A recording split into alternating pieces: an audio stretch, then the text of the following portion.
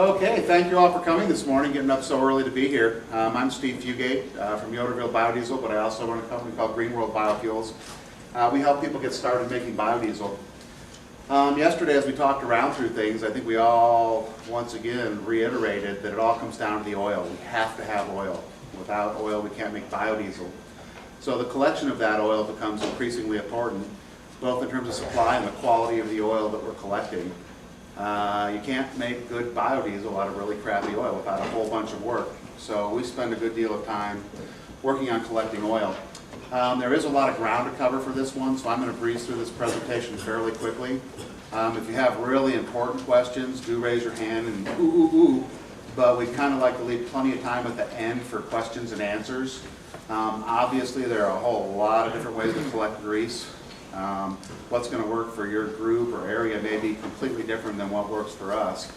But we're going to try and get to this pretty quick and leave plenty of time for questions. So for oil collection, we need to decide what our feedstock is going to be. Is there enough vegetable oil? We're going to have to use animal fat. What's out there? A lot of people call asking us, can we use drain oil, motor oil, transmission fluid? We can't. Those aren't appropriate. There are resources in your community. We need to look around and get creative about where we're going to find that oil, but ultimately it needs to be efficient. We can't spend our time driving all over town collecting 5 gallons of oil there, 10 gallons of oil there. It's very time consuming, so the efficiency with which we collect that oil becomes increasingly important. We don't want our barrels to look like that. A lot of times you go behind a restaurant and open that dumpster, if it's bubbling and seething and there's a big layer of foam and it looks like death and smells worse, chances are you probably don't want that oil. So we always check out behind the restaurant before we even go in to talk to it. Take a look at it, see if it's something you're really interested in. You do not want to go through the whole negotiation process, collect that oil, get it back, and then find out it titrates at 20.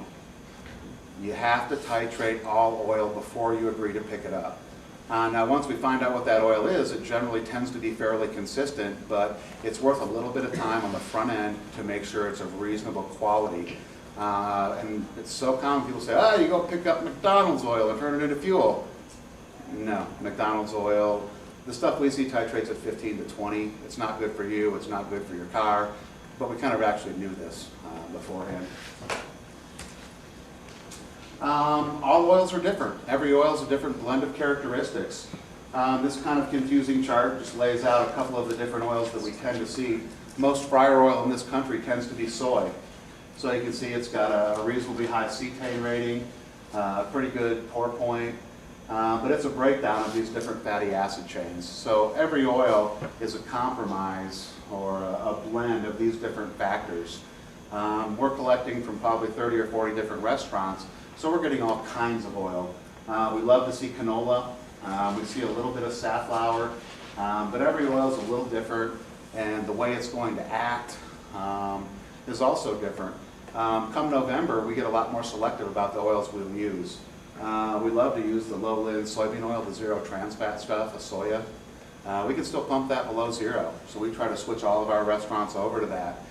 We really work very closely with the restaurants to try to add value to the relationship, and the type of oil they're using is one of those parameters. A lot of restaurants don't give a whole lot of thought to it, but things have changed. The cost of that cube of oil has gone up substantially. Now they're paying $30 to $40 for 4.5 gallons of oil. That's a lot of money. It's very expensive. So the smaller operators may not be very efficient about how they handle oil. It's an opportunity for us to help them manage that resource a little better. So how much oil is out there? I kind of spouted it off a little last night. For every 1,000 people, there are 1.4 restaurants out there. And it does vary quite a bit regionally, but roughly speaking, we're looking at somewhere between 3 and 20 pounds per person per year. There are over 3 billion gallons of used fryer oil out there. Now the vast majority of that is being picked up by somebody. A little bit of it goes into the landfill, but the majority of it's already getting picked up. So when you go into a restaurant and say, we're interested in your oil, blah, blah, blah, they're going to say, well, somebody's already getting it. It's up to you to convince them that they should be giving it to you rather than that big national vendor who's already picking it up. Are you saying 3 billion gallons a year? Yeah. So if we look around in our communities and where the oil is, of course we all think restaurants. That's the easy one. Schools tend to be a very good source. We like hospitals. They tend to use really good oil, take care of it. They don't want to kill people there. Large commissaries, places where they're feeding lots of people. Wherever they're feeding lots of people, there's probably oil there. But be creative. We're finding food factories that are producing tons of oil. They tend to be getting paid for it. But if you can go to one place and get all of your oil, rather than going to 100 places, it's much more efficient time-wise to do that. And these negotiations take time. It's almost never you're going to walk into a place and say, hey, I want your oil, and here you go, and you're walking out with a bunch of oil. It takes time. I usually have to go back 3, 4, 5 times. But then they know who you are. You're not some fly-by-night person. You really need to be prepared to take their oil also. So we have a little letter that we've typed up that kind of explains who we are, what we're doing, what's in it for them, what they can expect. It's so often we go into a restaurant in the afternoon, ask for the manager, he's not here. To ask the person standing at the counter to start talking to them about it, they don't know, they don't care, they don't have any authority, but to tell them what you're after and expect them to adequately communicate that to the manager just isn't going to happen. They're going to say, well, somebody was here for your oil. They're going to go, what? What's this all about? Now with this, I staple my card to it also, and then when I call them back 2 or 3 days later to set up an appointment to come in to talk to them or see what might be a good time to meet with them, they've got some idea what's going on, they've thought about it, they might have a few questions, so it just kind of smooths out that negotiation process right up front. And this is really, back up one. We really don't have any contracts. We really haven't had to. In my part of Iowa, it's kind of a good old boy thing, and it's a handshake. We're not trying to lock them in. It's not a legal thing we're trying to institute. It's a relationship thing, and that's a handshake deal. A piece of paper that locks you in, they're really not interested in that. They want to look in your eyes, shake your hand, and know that you're going to do it. So this is about as close as we get to a contract. Although, in your area, if grease is really tight, you may need a contract. We're starting to see a lot more contracts. A lot of the restaurants that you approach are going to say, we have a contract. If they're nice, ask to see it. See what it says. There has to be some sort of clause to opt out. We get a lot of calls from restaurants saying, hey, we hear you guys pump oil. My dumpster's overflowing. I've called them 10 times. They refuse to come get it. Can you pretty please help us out?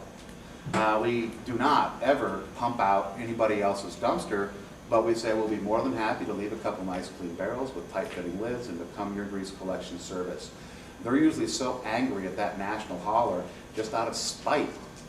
They're more than happy to do it with us. So once again, we're helping them out, and that's a good angle to approach it from.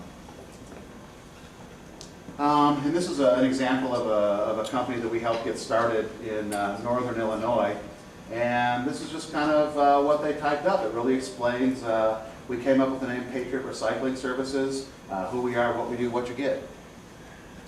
And it kind of explains things. They're a local company. They haul milk. They're good guys. We all need milk, right? But by allowing them to pick up that fryer oil, blah, blah, blah, here's some language that a lot of people can kind of wrap their mind around. This is why they would want to do it. There are definitely some local economic interest issues to get them to give the oil to you rather than that national. Giving it to the national, it disappears. It leaves the area. It's gone. That resource has not been fully utilized. We can repurpose this material to a much, much higher value. And this just kind of spells it out. In their area, jobs are a real problem. God forbid they actually hire a few local people to do this. This company is now saving over $10,000 a month on fuel costs. Doing that allows them to keep their employees at work and keeps those restaurants busy and producing oil. It's a local economic interest issue. Once we find those good places that are willing to give us their oil, we really want to keep it. We want to add as much value to that relationship as possible. These are the guys in the kitchen. What the manager thinks is one thing.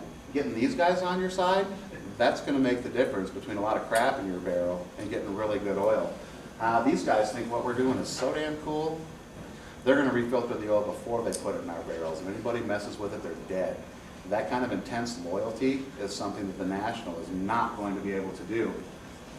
We need to keep these folks happy. We need to leave the place cleaner than when we arrived. Never make them call you. I hate to have somebody calling me up saying, hey, we got to dump our oil, the barrel's overflowing, where the hell are you, what's going on? The whole idea is they don't want to screw with it. They don't want to think about it, they don't want to worry about it, they don't want to call anybody, they don't want to do anything. Make it that way. You really want to offer that service to them. The big nationals do not give good service. They're not helpful.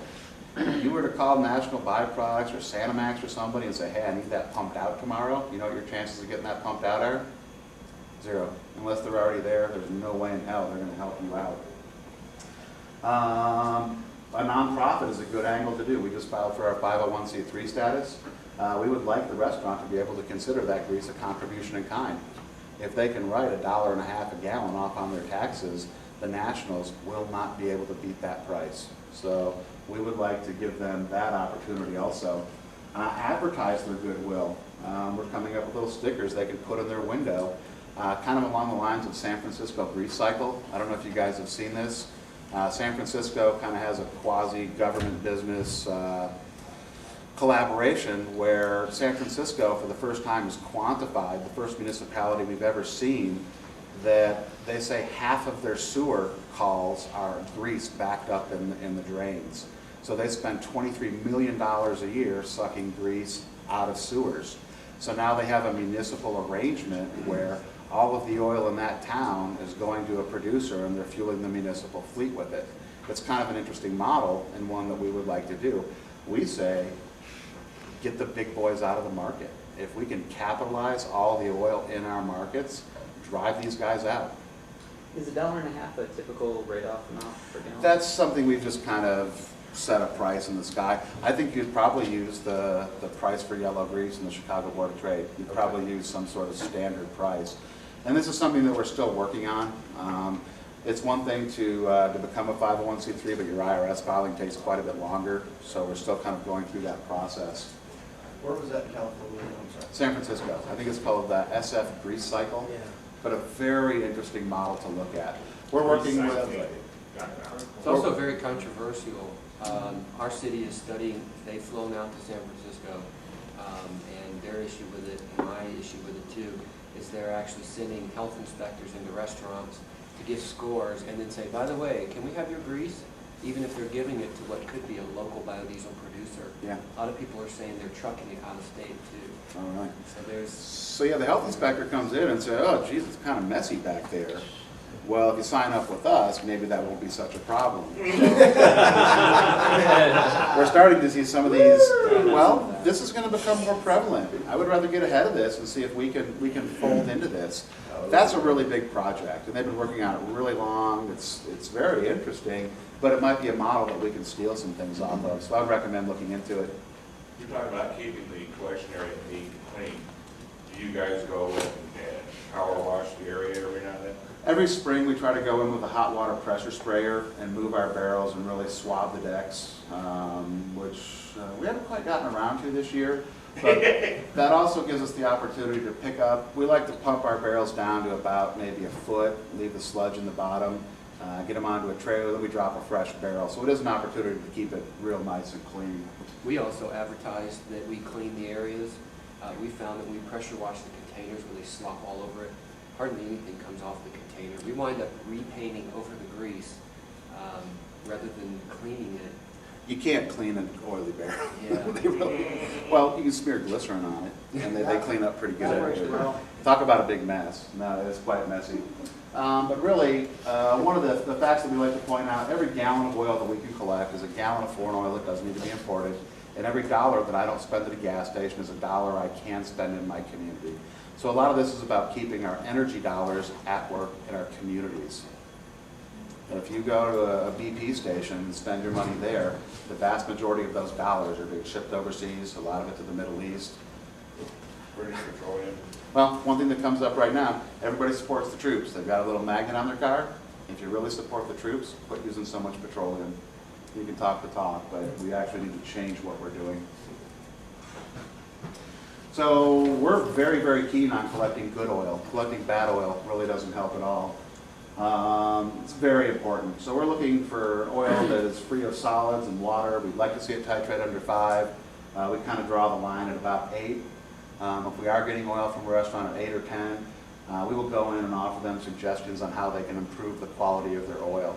The restaurants are looking to save money. If they can improve the quality of that oil, serve better food for longer, they're going to increase their customer satisfaction and perceptions and lower their costs.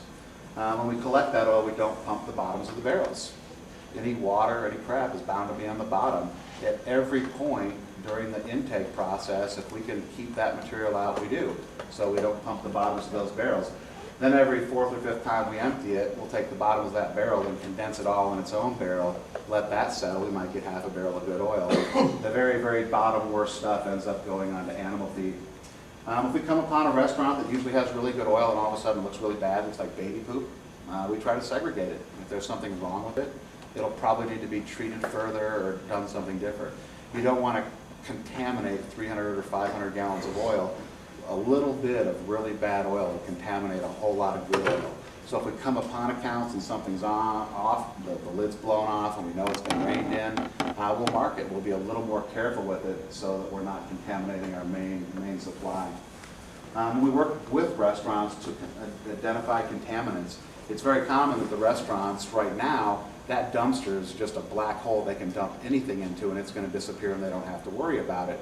You want them to keep their grill troughs out of there. When they scrape their grills off, it all goes into a trough on the side. That's full of animal fats, chicken, bacon, hash browns. There's all kinds of nasty stuff in there, a lot of times water. They go and dump that into their nice fryer oil. It'll contaminate it very quickly and cause the free fatty acid level to climb very quickly.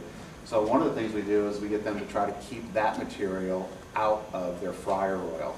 We want just fryer oil. We don't want beer bottles, trash, mop water. There's a whole host of nasty things that make it in there. So the more you can work with them, the more they know what you want, and once again, to help them figure out a way to deal with that other material. One or two places, they consolidate it into buckets and we pick that up. Some of them will put it in buckets, stick it in the freezer so it freezes, and then it is going into their trash bin. Work with them. I mean, don't leave it on them to figure out something to do.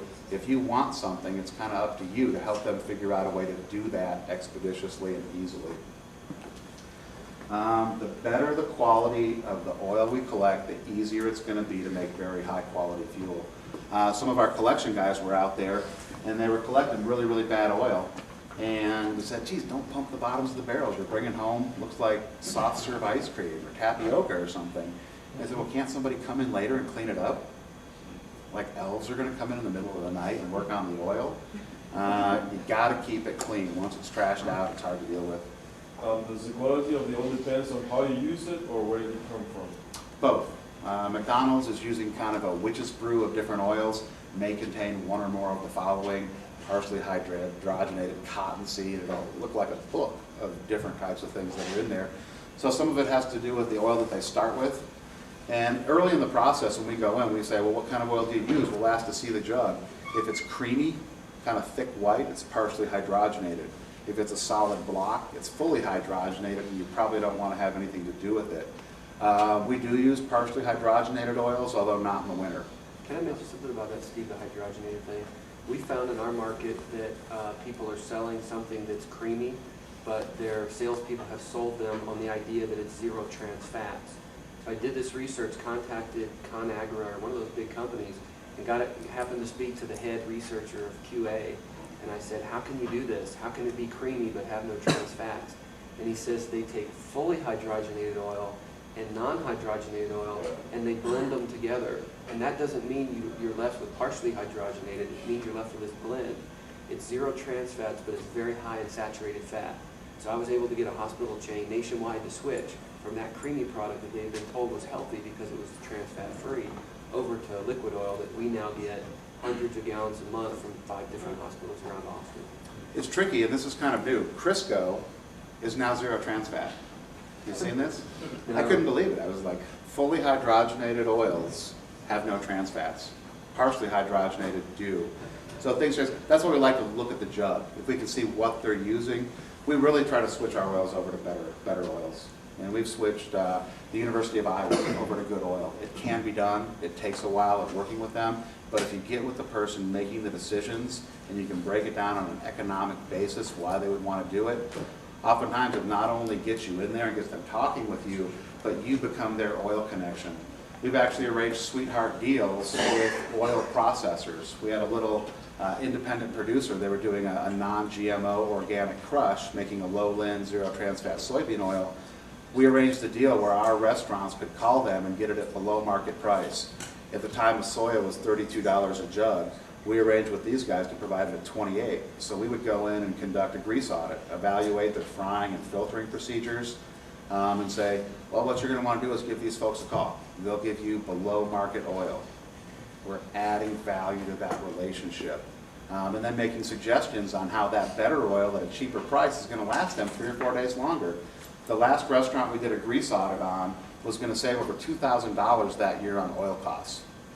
So National Byproducts comes in and says, hey, we'll give you $20 a month for your oil. Well, the Yoderville guys are saving us 10 times that. Get out of here. Adding value to the relationship is really one of the keys. Titration. You have to learn to titrate. You have to titrate your oil before you agree to pick it up. We spent about 9 months negotiating with Red Lobster. We thought, wow, Red Lobster, they have a lot of oil. They have a lot of fryers. They're going to have a lot of oil. Had to go through corporate, breaking contracts, regional meetings, on and on and on. They loved what we were going to do. They said, sure. They came back from their corporate meeting and said they loved the idea. How many Red Lobsters in the Midwest do you want to pick up from?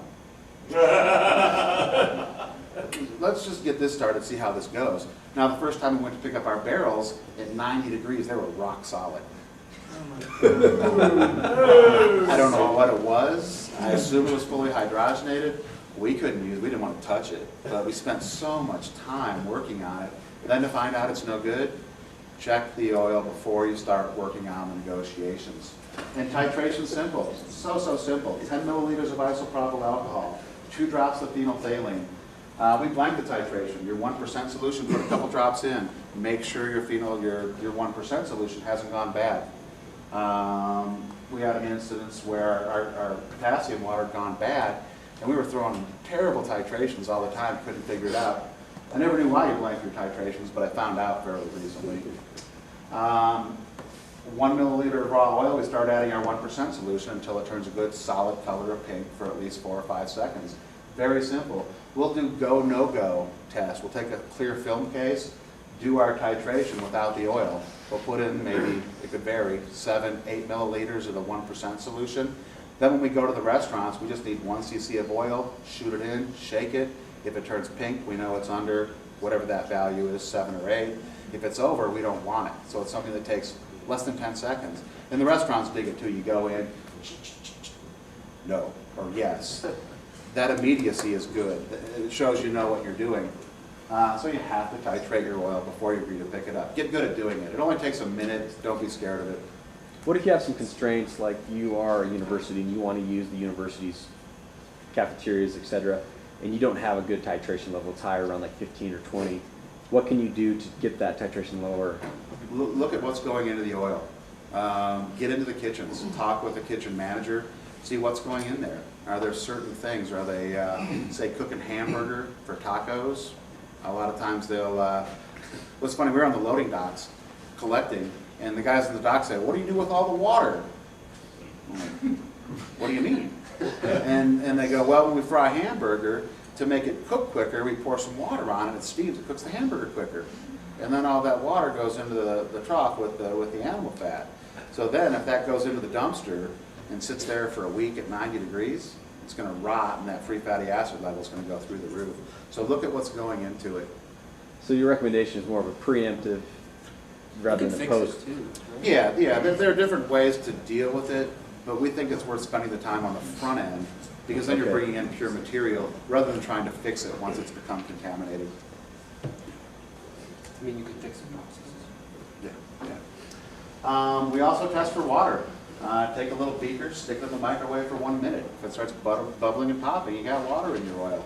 95% of the time you don't make biodiesel because there's water in your oil.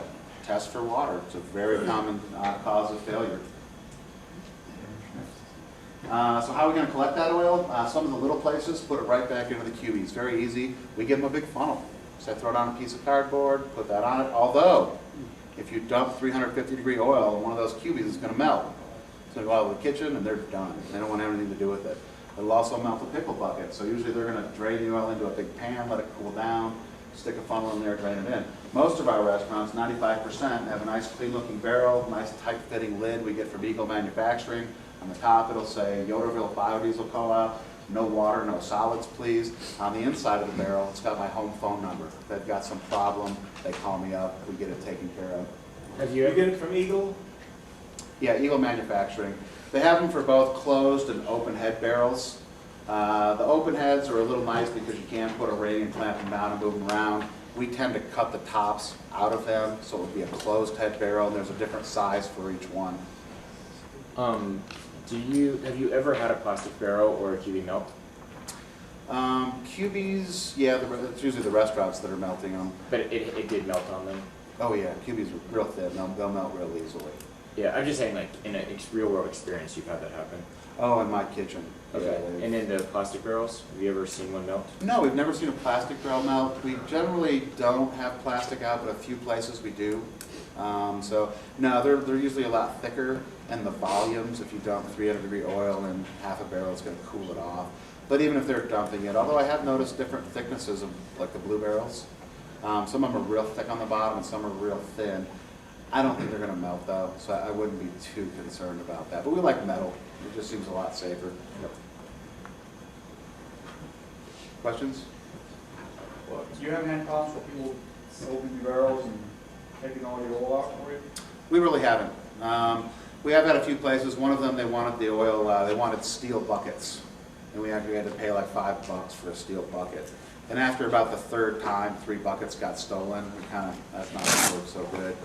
No, we really haven't had a whole lot of grease thefts, but it's something we do we're starting to see a lot more of it. Just this morning, we heard of an incident up in Canada where a big national renderer had stolen the whole barrel and everything and then knocked one over. Where we place these barrels is very important. You put it next to a big dumpster, and they dump that dumpster and they knock your barrel over. 50 gallons of spilled oil behind a restaurant would be a huge mess. It's going to look like 500 gallons. We don't put barrels behind bars. Downtown Iowa City on a home football game, it's like drunken gorillas running around beating everything up. Be careful. A little bit of oil makes a big mess. A few places we chain them together so they're harder to knock over to a post. This is behind Mercy Hospital, though. Pretty safe. You'll see, though, there's a loading dock on the left. I placed the barrels on the right side. So if somebody's backing up, they're not going to knock our barrel over. Some places have room inside. We put them inside, and that seems to work pretty well. But be careful. Think very proactively on that. Steve, have you experimented with any homemade anti-theft devices, anything other than chaining 2 barrels together? No, we haven't. I mean, we see what's out there. We considered getting dumpsters. In our main area downtown, they won't let us do barrels. They have to be dumpsters. We don't have the ability to move dumpsters very well, so we really haven't gotten into that. So no, we haven't had to, but if conditions dictate, then you might have to. The equipment we're going to use to do that, I filled up the back of my used to be pretty darn nice truck too many times with oil and spilled it and made big messes. Your wife will become quite enraged when you continually trash out your new truck. Now we have a little landscaping trailer. It's real easy. Any one of the members can come pick it up. It's got all the pumps and the spill containment stuff on it. They get late, they come and just drop it off. It's pretty quick and convenient. What we found, though, is for different scales of collection, different methods are going to work. If you're just collecting 100 gallons a week, about anything's going to work for a while. Anything from a sump pump, see little hand pumps.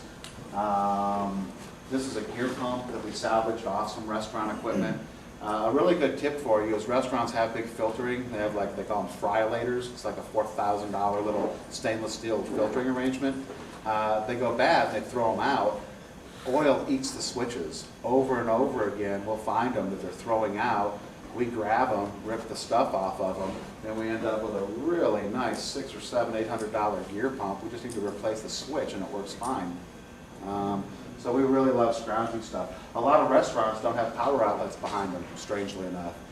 So we can't use that gear pump. In that instance, we have a trash pump we use, or we even have a little diesel generator that we can use our gear pump. The hospital doesn't like the trash pump going.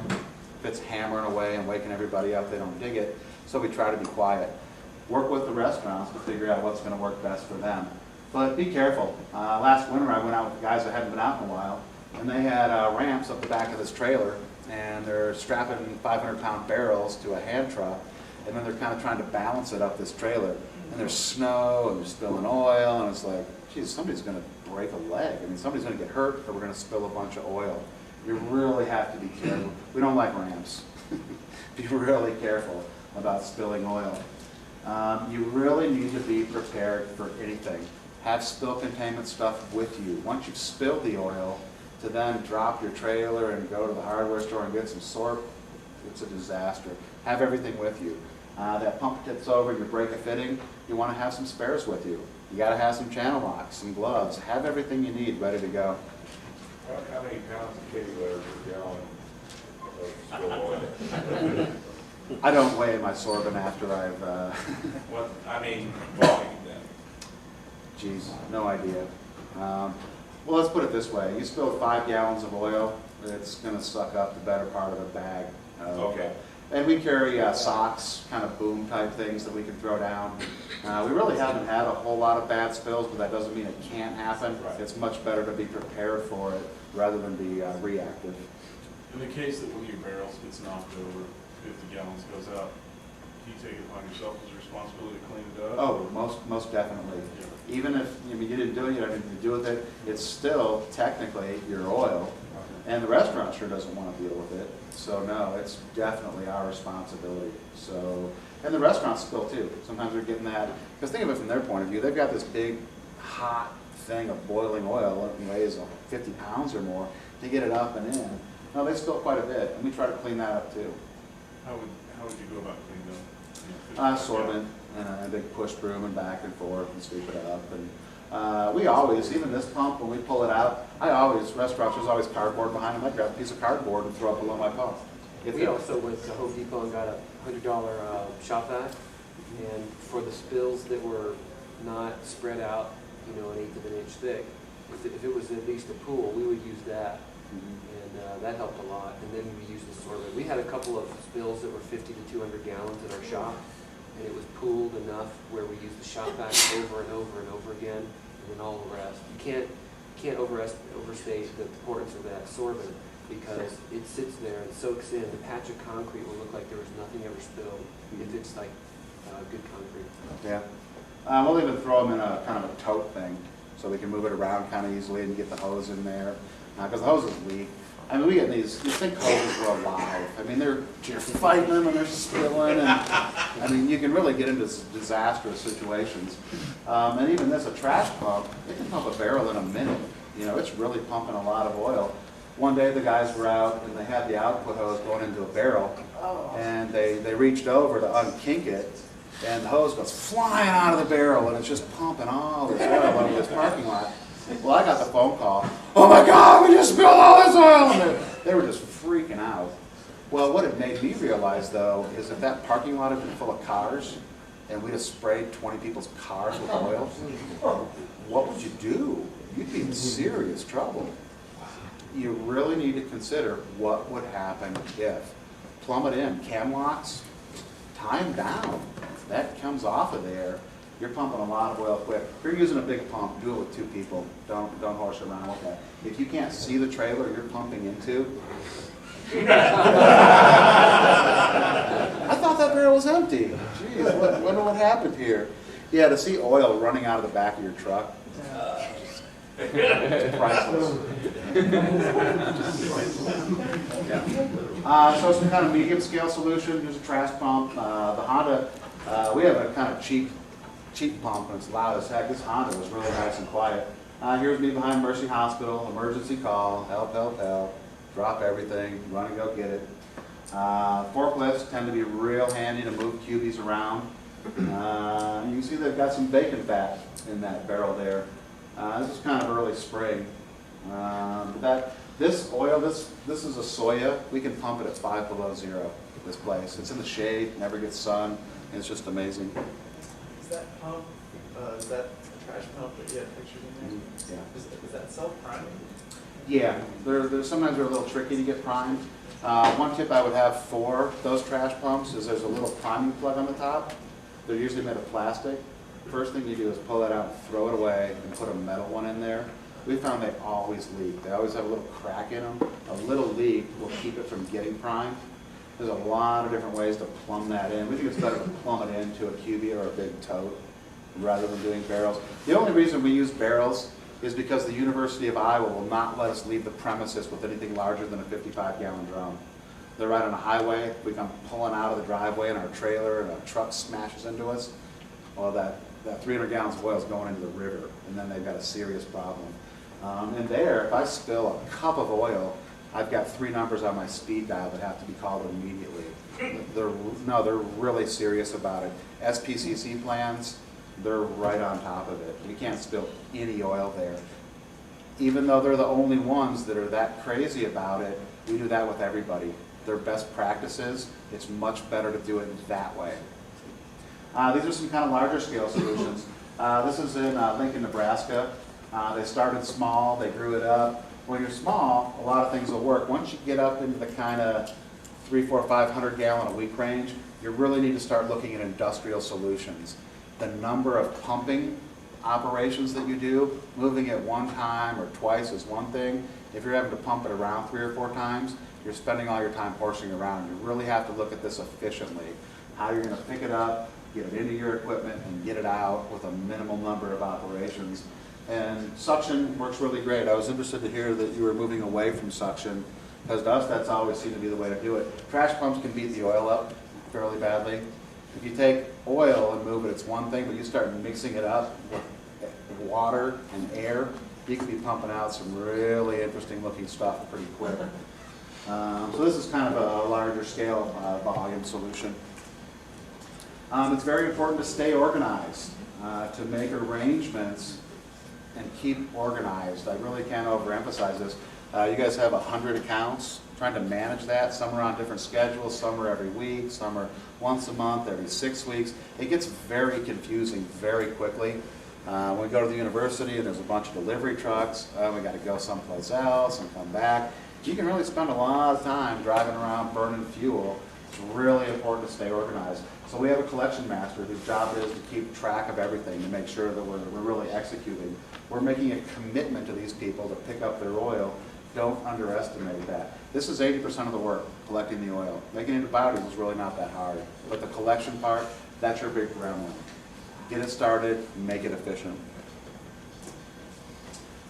Winter, some of you guys are in climates where you don't have to worry about it. Winter really sucks. A couple years ago, we had some new members join up that got really enthusiastic. They went and added 20 or 30 accounts in November.